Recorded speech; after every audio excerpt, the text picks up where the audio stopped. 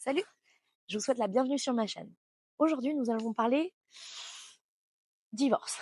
Oui, si vous traversez actuellement un divorce et que vous vous posez de nombreuses questions quant à la gestion de votre bien immobilier, vous êtes tombé au bon endroit. C'est parti.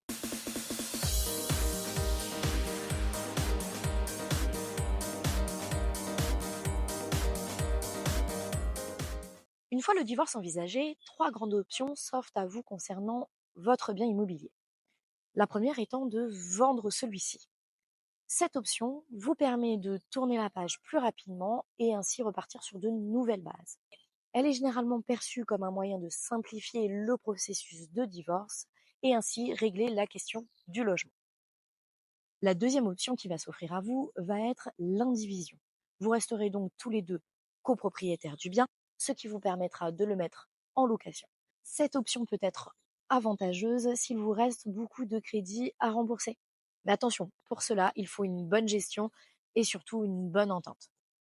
Et enfin, la troisième option qui va s'offrir à vous va être le rachat de part. Si l'un de vous souhaite rester dans le logement pour des questions de praticité ou des questions sentimentales, vous avez la possibilité de racheter la part de votre ex-conjoint. Cela nécessite d'avoir les moyens financiers pour le faire. Il vous faudra donc faire évaluer la valeur de votre bien par un professionnel afin de racheter les parts de votre ex-conjoint au prix du marché. Aujourd'hui, nous allons faire un focus sur la vente de votre bien immobilier. Vaut-il mieux vendre votre bien avant, pendant ou après la procédure de divorce? L'avantage de vendre votre bien immobilier avant la procédure de divorce réside dans le fait de faire des économies. Vous éviterez de payer les taxes de partage, parfois élevées. Pour cela, il faut une bonne entente et une bonne coordination avec votre ex-conjoint sans l'intervention d'un médiateur. C'est une démarche économique, mais elle demande une bonne communication. Qu'en est-il alors de vendre pendant la procédure de divorce? Cette option peut sembler équitable pour le partage des biens. Cependant, ce n'est pas la plus idéale car elle demande une bonne coordination, elle rallonge le délai de vente et également rajoute du travail pour les avocats et le juge.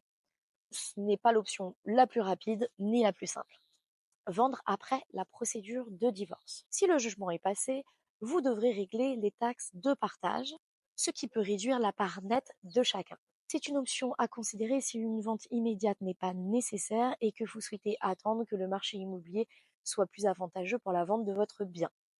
Chaque situation de divorce est unique et la décision concernant votre bien immobilier doit être mûrement réfléchie. Il est donc crucial de bien vous informer et de vous rapprocher d'un professionnel qui pourra évaluer votre situation personnelle et ainsi prendre la meilleure décision.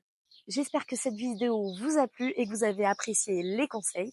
N'hésitez pas à liker, partager et laisser un commentaire. Je vous dis à bientôt pour une nouvelle vidéo plein d'astuces et de conseils immobiliers. Ah, et je vous assure, j'ai pas décidé de divorcer.